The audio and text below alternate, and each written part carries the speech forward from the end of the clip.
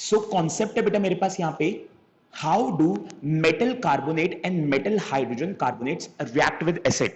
क्या होगा बेटा कि अगर एसिड जो है वो या तो मेटल कार्बोनेट के साथ रिएक्ट कर ले, या फिर एसिड जो है बेटा वो किसी मेटल हाइड्रोजन कार्बोनेट के साथ रिएक्ट कर ले, तो उसका क्या रिजल्ट निकलेगा। सो उसका रिजल्ट, एक सेकेंड बेटा, हमारे पास यहाँ पे अब क्या है, एक एक्टिविटी है बेटा, और उस एक्टिविटी से हमें इस टॉपिक को क्लियर कराने की कोशिश करी जाएगी। तो टॉपिक बेटा हमारे पास है कि मेटल कार्बोनेट अगर एसिड के साथ रिएक्ट करता है तो वो क्या होगा, और मेटल हाइड्रोजन कार्बोनेट बेटा अगर एसिड के साथ रिएक्ट करता है तो क्या होगा।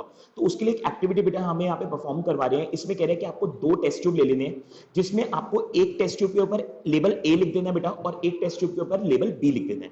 जो टेस्ट ट्यूब ए होगा ना, उसके अंदर आपको सोडियम कार्बोनेट ले लेना है 0.5 ग्राम, और एक टेस्ट ट्यूब बी जो आपने लिखा होगा उसमें आपको सोडियम हाइड्रोजन कार्बोनेट ले लेना है।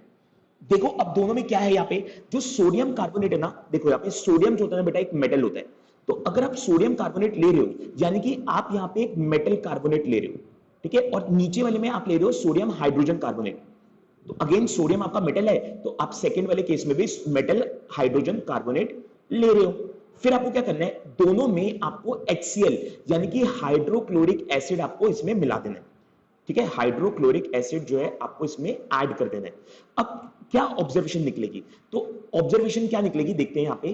तो जब भी आप किसी मेटल कार्बोनेट को एसिड के साथ रिएक्ट कराओगे बेटा, तो जो रिजल्ट निकलेगा वो निकलेगा सॉल्ट प्लस वाटर और प्लस कार्बन डाइऑक्साइड। तो यहां पे देखो मेरे पास मेटल कार्बोनेट क्या है बेटा, मेरे पास यहां पे मेटल कार्बोनेट है सोडियम कार्बोनेट, ठीक है। जो मेरे को मेटल कार्बोनेट यहां पे दे रखा है क्वेश्चन में, वो आपको दे रखा है सोडियम कार्बोनेट। तो देखो ये रहा, ये इसके इक्वेशन ये रही, सोडियम कार्बोनेट यानी कि Na2CO3, सोडियम हो गया आपका Na और कार्बोनेट हो गया आपका CO, ठीक है। तो Na2CO3 आपका सोडियम कार्बोनेट हो गया। जब हम इसको एसिड यानी कि HCl के साथ रिएक्ट कराते हैं तो जो रिजल्ट निकलता है वो क्या निकलता है, एक तो इसमें इवॉल्व होती है कार्बन डाइऑक्साइड गैस, एक इसमें प्रोड्यूस होता है वाटर, और एक क्या प्रोड्यूस होता है सॉल्ट।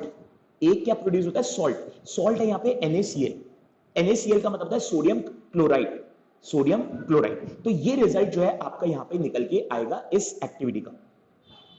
तो कंक्लूजन क्या निकल रहा है बेटा, कंक्लूजन ये निकल रहा है कि जब भी मैं किसी एसिड को मेटल कार्बोनेट के साथ रिएक्ट कराऊंगा तो इसमें सॉल्ट यानी कि कंपाउंड तो प्रोड्यूस होगा ही होगा, वाटर भी प्रोड्यूस होगा, साथ में कौन सी गैस इवॉल्व होगी, तो बेटा यहाँ पे कार्बन डाइऑक्साइड गैस जो है ना वो इवॉल्व हो जाएगी, वो यहाँ पे प्रोड्यूस हो जाएगी, आप ऐसा बोल सकते हो। इसी तरीके से अगर हम दूसरे वाला ले बेटा टेस्ट ट्यूब बी की बात करें, तो टेस्ट ट्यूब बी में मेरे पास था सोडियम हाइड्रोजन कार्बोनेट। तो देखो ये रहा इसका शॉर्ट फॉर्म NaHCO3, NaHCO3, ये आपको बेटा शॉर्ट फॉर्म या जो हमारी इक्वेशंस होती है सारी की सारी बेटा आपको याद रखनी है। तो जब भी हम सोडियम हाइड्रोजन कार्बोनेट के साथ एसिड को रिएक्ट कराएंगे, HCl क्या बेटा मेरे पास हाइड्रोक्लोरिक एसिड है, एसिड को रिएक्ट कराएंगे तो एक मेरे पास सॉल्ट फॉर्म होगा, एक वाटर और एक कार्बन डाइऑक्साइड गैस इवॉल्व हो जाएगी। और ये जो NaCl है बेटा अगेन ये क्या है मेरे पास, ये मेरे पास यहाँ पे सॉल्ट है। तो कंक्लूजन क्या निकल रहा है बेटा, कंक्लूजन ये निकल रहा है कि चाहे आप मेटल कार्बोनेट ले लो बेटा, चाहे मेटल हाइड्रोजन कार्बोनेट ले लो, दोनों का जो रिजल्ट निकलेगा ना वो सॉल्ट प्लस वाटर और प्लस कार्बन डाइऑक्साइड गैस ही निकलेगा। इसका कंक्लूजन बेटा नेक्स्ट पेज पे देख लेते हैं। अब ये नीचे वाली बातें बेटा मैं रीड करूंगा, एक बार पहले इसका कंक्लूजन देख लेते हैं यहाँ पे।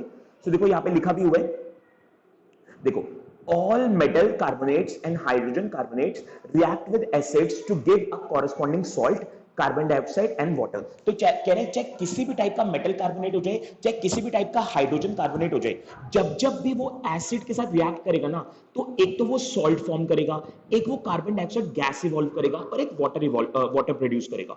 अब अगर हम इसको रिएक्शन के बेसिस पे समराइज करें तो देखो यहाँ पे क्या लिखा हुआ है, कह रहा है किसी भी टाइप का मेटल कार्बोनेट ले लो, जब वो एसिड के साथ रिएक्ट करेगा तब भी सॉल्ट, कार्बन डाइऑक्साइड और वाटर बनेगा, और चाहे आप किसी भी टाइप का मेटल हाइड्रोजन कार्बोनेट ले लो तब भी सॉल्ट, कार्बन डाइऑक्साइड और वाटर ही बनेगा।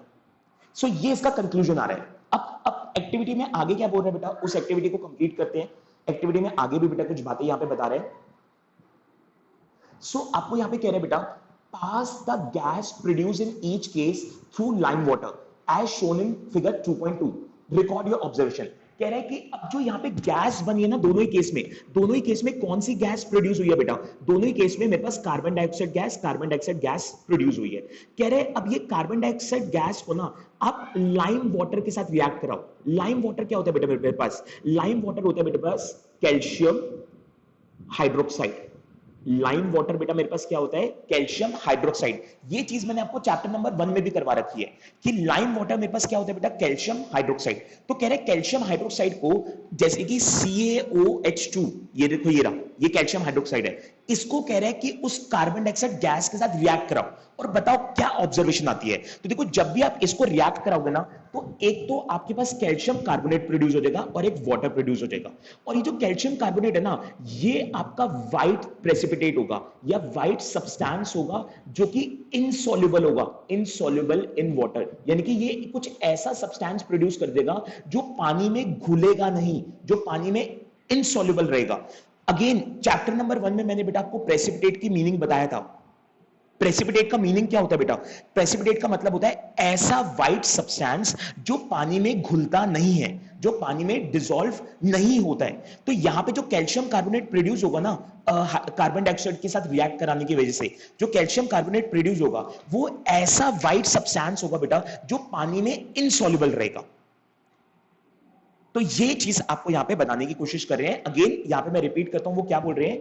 कह रहे हैं कि जो भी गैस आपकी इन दोनों रिएक्शन से प्रोड्यूस हुई है, अगर इन दोनों गैस को मैं लाइम वाटर के साथ रिएक्ट करा दूं, लाइम वाटर क्या होता है बेटा? कैल्शियम हाइड्रोक्साइड, शॉर्ट में इसको लिखते हैं CaOH2।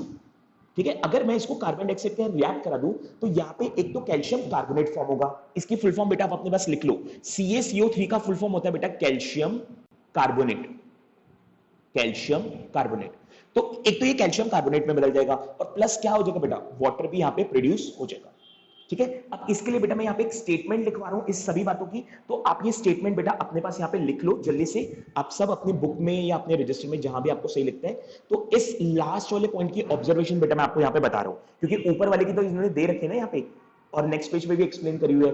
इस वाले की एक्सप्लेनेशन मैं यहां पे बेटा लिख देता हूं, तो आप यहां पे लिखोगे बेटा, on passing the CO2 gas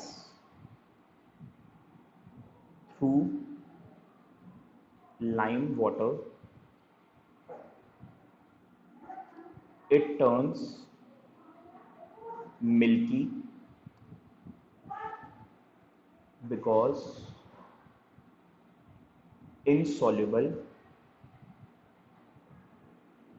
white precipitate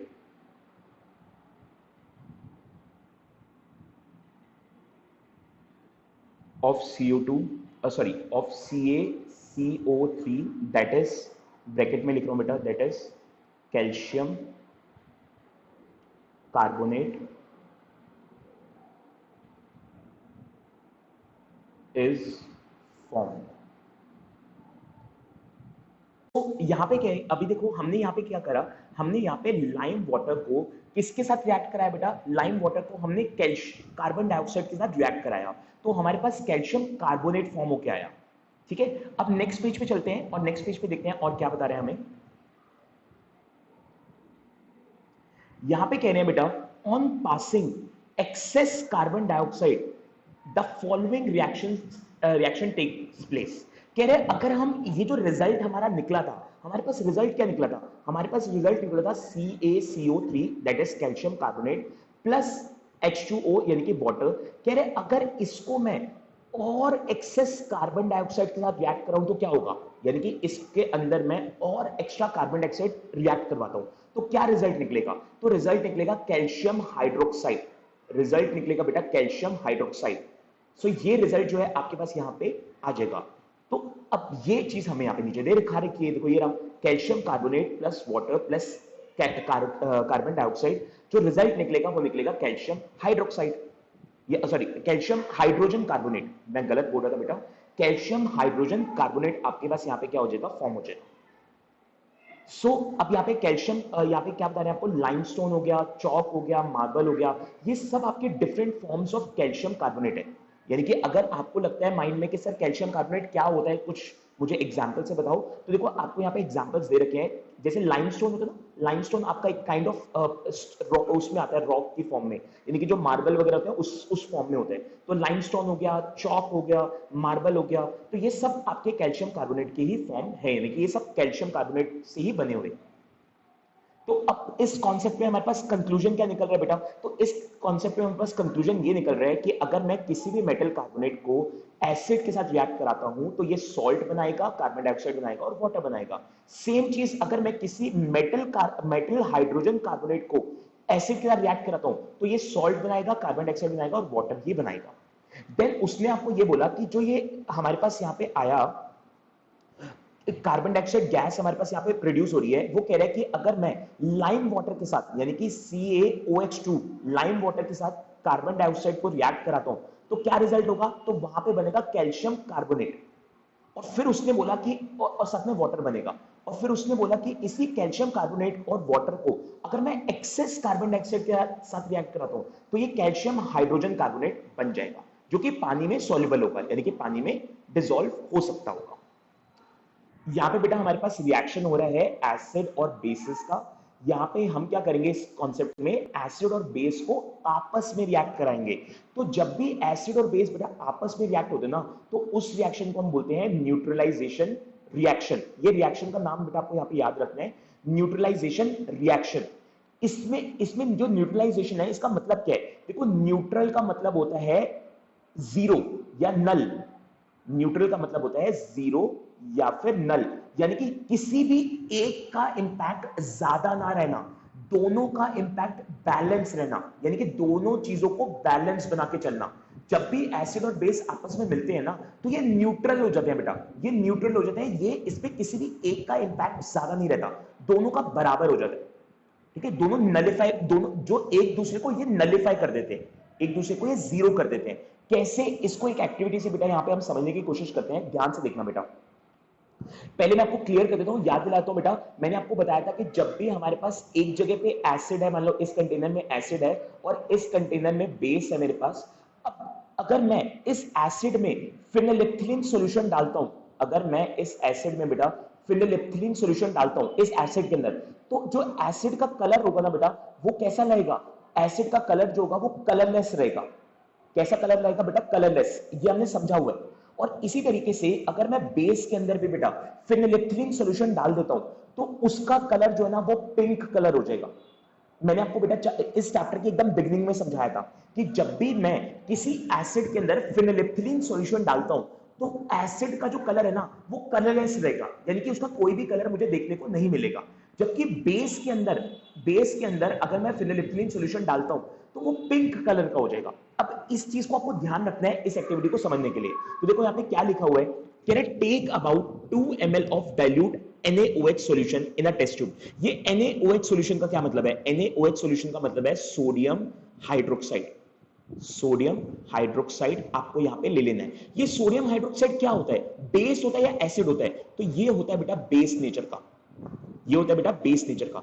ठीक है, आपको एक बेस नेचर का सॉल्यूशन ले लेना है, यानी कि सोडियम हाइड्रोक्साइड ले लेना है एक टेस्ट ट्यूब के अंदर, and add 2 drops of phenolphthalein solution. आपको इसमें 2 drops of phenolphthalein solution add कर देना है। अब यहां पे देखो रिजल्ट क्या निकलेगा, कह रहे हैं what is the colour of the solution. लिख लो बेटा अपने साथ, इसको लिख लो। कलर क्या हो जाएगा? Pink colour. मैंने अभी अभी जस्ट आपको बताया बेटा कि जब भी आप बेस नेचर के अंदर फिनोलिफ्थिलीन सॉल्यूशन ऐड करोगे तो वो पिंक कलर का हो जाएगा। किस कलर का हो जाएगा? पिंक कलर का हो जाएगा। तो ठीक है, पिंक कलर का हो गया। अब क्या कह रहे हैं? कह रहे हैं add dilute hydrochloric solution of the above solution drop by drop. अब ये जो पिंक कलर का हो गया ना, जैसे कि मान लो ये पिंक कलर का हो गया, ऑल्दो मेरे पास पिंक कलर इसमें नहीं है, मैं रेड कलर इसमें मार्क कर रहा हूं, तो समझ लो ये पिंक कलर का आपका हो गया। अब कह रहा है कि अब इसके अंदर आपको HCl ऐड कर देना है, इस पिंक कलर वाले सॉल्यूशन में आपको HCl ऐड कर देना है। HCl क्या होता है बेटा? एसिड होता है, हाइड्रोक्लोरिक एसिड, आपको इसमें ऐड कर देना है। कह रहे हैं is there any change colour change for the reaction mixture? क्या कोई कलर में चेंज आएगा बेटा? तो यस, यहां पे चेंज आएगा। जैसे ही आप इस बेस नेचर के अंदर एसिड डालोगे ना तो ये न्यूट्रल हो जाएगा। ये क्या हो जाएगा? न्यूट्रल। तो अब अगर ये न्यूट्रल हो जाएगा तो पिंक कलर ये बन गया था, तो अब ये वापस कौन सा कलर हो जाएगा बेटा? ये वापस आपका कलरलेस हो जाएगा, मतलब कि बेस नेचर जो कलरलेस था ये वापस आपका कलरलेस हो जाएगा। तो देखो यहां से मैंने कलर हटा दिया, तो अब ये पिंक कलर का नहीं रहा, अब ये क्या हो गया? मतलब आप इमेजिन करो कि इसमें सॉल्यूशन है, तो अब ये कलरलेस हो गया। ऐसा क्यों बेटा? ऐसा क्यों हुआ? क्योंकि जब आपके पास इसे बेस था, तो बेस में जब आपने फिनोलिप्थिलीन सॉल्यूशन डाला था तो ये पिंक कलर का हो गया था, ठीक है। अब जैसे आपने इसमें एसिड डाला तो ये पिंक कलर वापस से कलरलेस हो गया, क्योंकि ये न्यूट्रल हो गया। जैसे ही बेस में एसिड डालेंगे ना तो ये न्यूट्रल हो जाएगा, फिर ना ही ये एसिड रहेगा ना ही ये बेस रहेगा। अब क्या हुआ, ध्यान से देखो। कह रहे तो इसने आपसे क्या पूछा बेटा इस पॉइंट में, कह रहे is there any colour change for the reaction mixture? तो यस, हमें रिएक्शन में कलर में चेंज देखने को मिल रहा है। और कौन सा कलर देखने को मिल रहा है? कोई भी नहीं, यानी कि कलरलेस देखने को मिल रहा है हमें। फिर कह रहा है why did the colour of phenolphthalein change after the addition of an acid? कह रहा है कि इस सॉल्यूशन के अंदर जब मैंने एसिड डाला तो इसका कलर चेंज क्यों हो गया? तो उसका आंसर है because of neutralisation. Because of neutralisation, क्योंकि यहां पे न्यूट्रलाइजेशन रिएक्शन हुआ जिसकी वजह से इसके कलर में चेंज आ गया। अब क्या कह रहा है आपको? कह रहा है now add a few drops of NaOH to the above mixture. कह रहा है अब फिर से इसके अंदर ना वापस NaOH डालो, फिर से इसके अंदर NaOH डालो, तो फिर देखो क्या होता है। तो फिर ये वापस पिंक कलर का हो जाएगा, फिर ये वापस पिंक कलर का हो जाएगा। तो कह रहा है does the pink colour of the phenolphthalein reappear? क्या ये पिंक कलर दोबारा से आपको दिख रहा है? तो यस, ये दोबारा से मुझे दिख रहा है। कह रहा है why do you think this has happened? तो आपको कह रहा है कि क्या लगता है आपको कि ऐसा क्यों हुआ? ऐसा इसलिए हुआ बेटा कि जब आपने पहले इसमें बेस डाला हुआ था तो ये पिंक कलर का हो गया, फिर आपने एसिड की उतनी क्वांटिटी इसमें डाली जितनी की बेस की थी, तो ये वापस से कलरलेस हो गया था।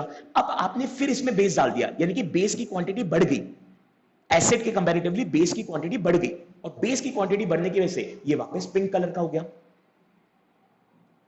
ये आपके पास यहां पे न्यूट्रलाइजेशन रिएक्शन है, यानी कि जब जब एसिड और बेस आपस में मिक्स होते रहेंगे तो यहां पे रिएक्शन न्यूट्रल होता रहेगा। और अगर दोनों में से किसी एक की क्वांटिटी ज्यादा होगी तो जिसकी क्वांटिटी ज्यादा होगी ना, फिर उसका रिजल्ट हमें देखने को मिलेगा। सबसे पहले तो बेटा यहां पे आप इसको लिखो, what is the colour of the solution. जो सबसे पहले इसने जब NaOH के अंदर जब इसने फिनोलिफ्थिलीन सॉल्यूशन डाला था तो उसका कलर क्या हो गया था बेटा? उसका कलर हो गया था पिंक। उसका यहां पे कलर हो गया था पिंक, ये आप नोट कर लो। फिर जब इसने बाद में HCl डाला तो उसके बाद कलर क्या हो गया था? तो उसके बाद कलर हो गया था बेटा कलरलेस। उसके बाद हमारे पास कलर क्या हो गया था बेटा? कलरलेस हो गया था। फिर उसके बाद यहां पे क्या बोल रहा है बेटा? उसके बाद यहां पे बोल रहा है कि ये कलर चेंज क्यों हुआ, उसका रीजन बता दो। यानी कि ये फिफ्थ वाले पॉइंट का देखो, यहां पे पॉइंट है 1 2 3 4 5, तो ये जो फिफ्थ वाला पॉइंट है ना, ये फिफ्थ वाला पॉइंट, एक सेकेंड। यस बेटा, तो जो ये फिफ्थ वाला पॉइंट यहां पे आपको देखने को मिल रहा है ना, ये वाला line, why did the colour of phenolphthalein change after the addition of an acid? तो इसका आंसर क्या होगा वो अब मैं यहां पे बेटा साइड में लिख रहा हूं। तो देखो आंसर इसका रहेगा फिनोलिफ्थिलीन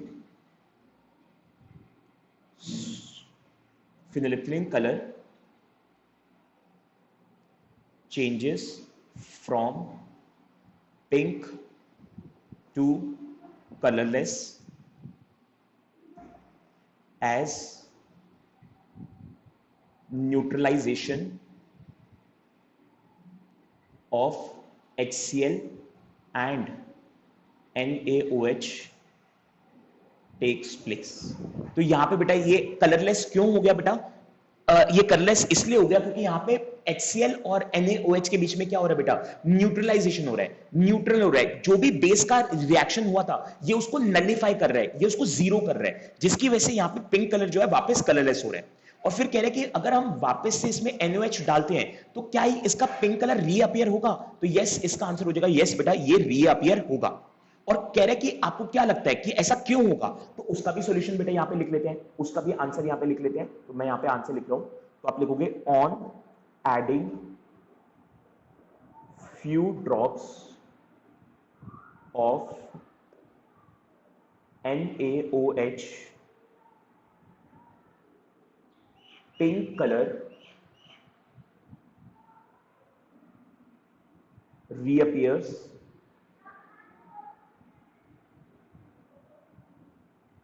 because initially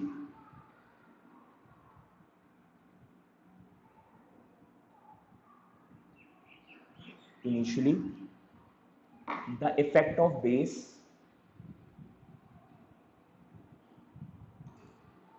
was nullified by acid, and so the color changed to colorless.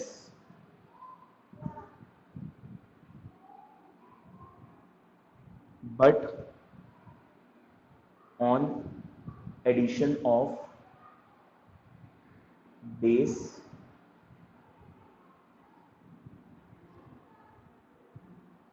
Yes बेटा, तो ऊपर इसमें मैं ऐड कर देता हूं, ऑन एडिशन ऑफ बेस, या इसमें ऐसा कर लो, on addition of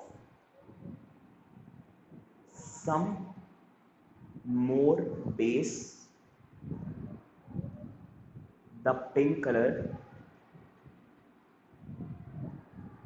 of phenylethylamine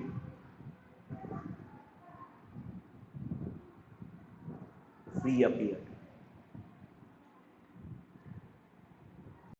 then बेटा अब हमें यहाँ पे क्या बता रहे हैं, कह रहा है in the above activity we have observe that the effect of a base is nullified by an acid and vice versa. तो कह रहे हैं कि हमने ऊपर ऑब्जर्व करा कि जो भी बेस का इफेक्ट था वो नलिफाइड हो गया। बेटा नलिफाइड का मतलब है जीरो हो जाना, किसी चीज का जो इंपैक्ट है वो खत्म हो जाना बाय एन एसिड, एसिड की वजह से, एंड वाइस वर्सा। मतलब कि बेस अगर होगा और उसमें एसिड मिला देंगे तो वो बेस को नलिफाई कर देगा, और अगर एसिड होगा उसमें बेस को मिला देंगे तो वो भी उसको नलिफाई कर देगा। तो रिएक्शन को लिखेंगे कैसे ऊपर वाले, तो रिएक्शन में देखो यहाँ पे लिखा हुआ है NaOH जो कि एक बेस था, और इसमें अगर हम HCl मिला दें तो एक तो सॉल्ट फॉर्म होगा बेटा और एक वाटर फॉर्म होगा। तो सॉल्ट यहाँ पे बन रहा है NaCl यानी कि सोडियम क्लोराइड और प्लस H2O यानी कि वाटर।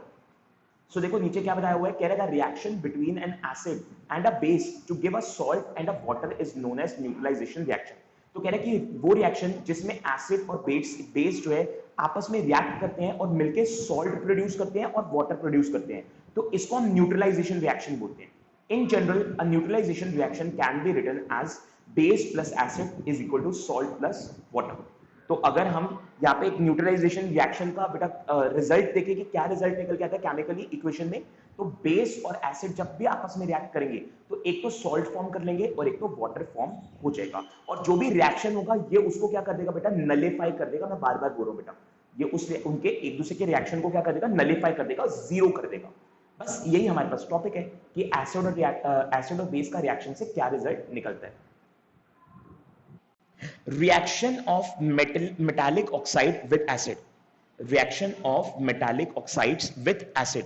अगर मैं मेटालिक ऑक्साइड को एसिड के साथ रिएक्ट कराता हूं तो क्या होगा, तो समझते हैं यहां पे बेटा कि जब भी हम किसी मेटालिक ऑक्साइड को, जब भी मैं किसी मेटालिक ऑक्साइड को एसिड के साथ रिएक्ट कराऊंगा तो एक तो यहां पे बेटा सॉल्ट बनेगा और एक बनेगा वाटर। ठीक है, एक बनेगा सॉल्ट और एक बनेगा वाटर। इसी को बेटा यहां पे हम एक एक्टिविटी से समझने की कोशिश करते हैं। तो देखो यहां पे हमें क्या दिया हुआ है, अच्छा एक चीज क्लियर कर दो बेटा, ये मेटालिक ऑक्साइड क्या होता है। मेटालिक ऑक्साइड वो ऑक्साइड होता है बेटा जो किससे बनता है, मेटल और ऑक्सीजन के रिएक्शन से बनता है। मेटालिक ऑक्साइड एक ऐसा ऑक्साइड होता है बेटा जो मेटल और ऑक्सीजन के रिएक्शन से बनता है। तो अगर वो रिएक्ट करके एक मेटालिक ऑक्साइड बना देगा, फिर उसको अगर मैं किसी एसिड के साथ रिएक्ट कराऊंगा तो क्या रिजल्ट निकलेगा या क्या होगा, हमें वो यहां पे जानना है। तो देखो यहां पे क्या लिखा हुआ है, कह रहा है take a small amount of copper oxide, यहां पे आपको कॉपर ऑक्साइड ले लेना है इन अ बीकर, एक बीकर के अंदर, and add dilute hydrochloric acid slowly while stirring. तो आपको क्या करना है, धीरे धीरे उसमें HCl एसिड डालना है और धीरे धीरे करके उसको हिलाना भी है साथ साथ। कह रहा है note the colour of the solution. तो अब जब आप ऐसा कर दोगे तो बताओ इसका सॉल्यूशन क्या निकलेगा, सॉल्यूशन का कलर क्या निकलेगा। एंड कह रहा है what has happened to the copper oxide, और कॉपर ऑक्साइड का होगा क्या वो भी आपको यहां पे बताना है। तो देखो यहां पे क्या होगा, ध्यान से देखते हैं, मैं इसकी इक्वेशन बनाता हूं। आपको कह रहा है आपको कॉपर ऑक्साइड लेना है, तो देखो कॉपर ऑक्साइड का शॉर्ट फॉर्म होता है CaO। आपको CaO जो है ना यहां पे ले लेना है, और फिर कह रहा है इसको रिएक्ट कराना है आपको हाइड्रोक्लोरिक एसिड से, यानी कि HCl से आपको इसको रिएक्ट कराना है। तो कह रहा है बताओ रिजल्ट क्या निकलेगा। तो यस बेटा,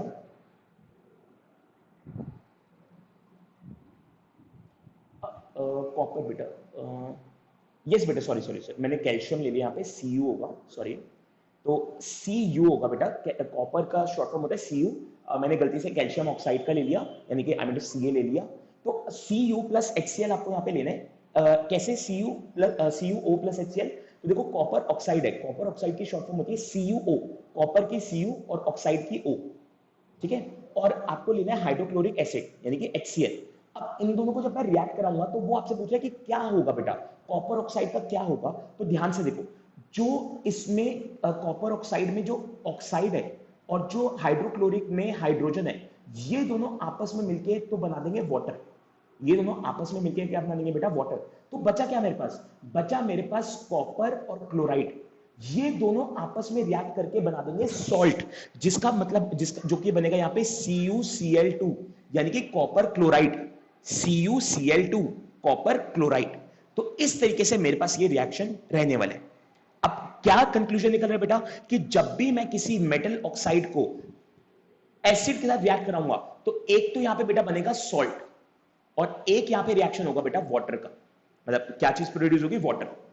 अब कैसे हो रही है मैंने आपको यहां पे दिखा दिया बेटा। स्टिल एक बार रिपीट कर देता हूं।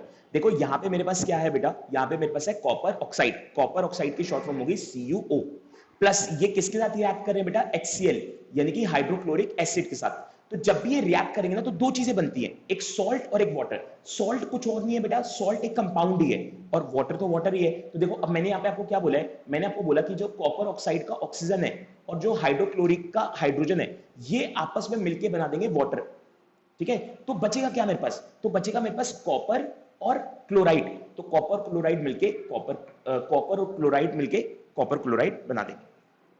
बस ये रिएक्शन हो गया हमारे पास। और उसने बोला था इसका कलर क्या होगा, तो इसका आंसर आपको बेटा यहां पे दे रखा है, कलर होगा इसका ब्लू ग्रीन कलर। जब आप इस सॉल्यूशन को देखोगे बेटा तो इसका सॉल्यूशन का कलर क्या होगा, ब्लू ग्रीन कलर। इसको रीड करते हैं, ये जो रिएक्शन इसने यहाँ पे एक्टिविटी बताई है इसको नीचे रीड करते हैं बेटा। देखो क्या लिखा हुआ है, कह रहे हैं you will notice that the colour of the solution becomes blue green and the copper oxide dissolve. कह रहे हैं कि जो सॉल्यूशन का कलर होगा ना वो ब्लू ग्रीन कलर होगा और जो सॉल्यूशन होगा ना वो डिसॉल्व हो जाएगा।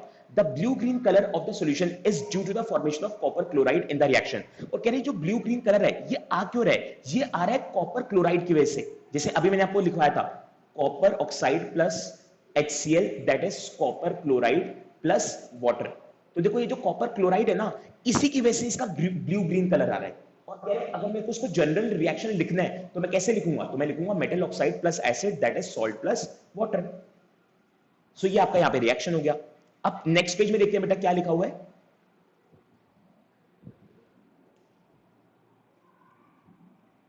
यहां पे देखो कह रहा है now right and balance equation for the above reaction. अब जो पीछे रिएक्शन है ना, कह रहा है इसकी इक्वेशन को बैलेंस करके लिख दो। तो यहां पे बेटा मैं आपको इसकी इक्वेशन बैलेंस करके लिखवा देता हूं। तो इसकी इक्वेशन होती है बेटा CuO that is calcium oxide plus 2HCl that is hydrochloric acid equal hydrochloric acid that equals to CuCl2 that is copper chloride और plus H2O that is water. तो ये इसकी एक बैलेंस केमिकल इक्वेशन यहां पे निकल के आती है, जो आप लोग जल्दी से बेटा यहां पे नोट कर लो। देखो अब बेटा हमारे पास यहां पे क्या है, अगर मैं न्यूट्रलाइजेशन रिएक्शन जो हमने अभी पहला वाला पढ़ा, अगर मैं उसको देखूं तो वहां पे मेरे पास आ रहा था एसिड प्लस बेस रिएक्ट करके क्या आ रहा था बेटा, salt plus water, salt plus water. और यहां पे ये जो अभी अभी हमने टॉपिक पढ़ा है, यहां पे हमने पढ़ा कि अगर मैं एसिड और मेटालिक ऑक्साइड को रिएक्ट कराता हूं, एसिड और मेटालिक ऑक्साइड को रिएक्ट करा दो तब भी सॉल्ट और वाटर ही आता है बेटा, तब भी सॉल्ट और वाटर ही आता है। तो यहां से कंक्लूजन निकल रहा है। कंक्लूजन क्या निकल रहा है बेटा, अगर आप ध्यान से देखो तो कंक्लूजन ये निकल रहा है कि जो बेस जो मेटालिक ऑक्साइड है ना वो एक बेस नेचर का सब्सटेंस है। जो मेटालिक ऑक्साइड यहां पे है बेटा वो एक बेस नेचर का सब्सटेंस है। कैसे, ध्यान से देखो बेटा, ध्यान से इसको समझो। जो हमने न्यूट्रलाइजेशन रिएक्शन पढ़ा था अभी इससे पहले वाला, उसमें मेरे पास एसिड और बेस को रिएक्ट करके सॉल्ट और वाटर आता है, ठीक है, वो तो हमने समझ लिया। जबकि अगर मैं अभी जो हमने जस्ट अभी अभी कॉन्सेप्ट पढ़ा एसिड और मेटालिक ऑक्साइड का, तो जब मैं एसिड और मेटालिक ऑक्साइड को रिएक्ट कराता हूं तब भी सॉल्ट और वाटर ही आता है। तो फिर दोनों में फर्क क्या है, दोनों में अगर मैं कंपेयर करूं तो दोनों में कंपैरिजन में क्या आ रहा है मेरे पास रिजल्ट, तो रिजल्ट ये आ रहा है कि जो मेटालिक ऑक्साइड है ना वो एक बेस नेचर का सब्सटेंस होता है। देखो अगली लाइन में यही लिखा हुआ है और हमारा कंक्लूजन हो जाएगा यहां से। देखो क्या लिखा है, since metallic oxide react with acid to give salt and water. कह रहे हैं क्योंकि मेटालिक ऑक्साइड को जब हम एसिड के साथ रिएक्ट कराते हैं तो ये सॉल्ट और वाटर देते हैं, ठीक है, ये हमने देख लिया, ये तो हमने ऊपर देख ही लिया है। Similar to the reaction of a base with acid. और ये सिमिलर है एसिड और बेस के रिएक्शन से। एसिड और बेस का रिएक्शन भी बेटा मिलके सॉल्ट और वाटर ही देते हैं। तो इससे कंक्लूजन क्या निकल रहा है? तो इससे कंक्लूजन ये निकल रहा है बेटा कि जो मेटालिक ऑक्साइड है ना, are said to be basic oxide. तो मेटालिक ऑक्साइड जो है बेटा वो कुछ और नहीं, वो बेसिक ऑक्साइड ही है। सो यहां पे ये चीज हमारी कंक्लूड हो जाती है।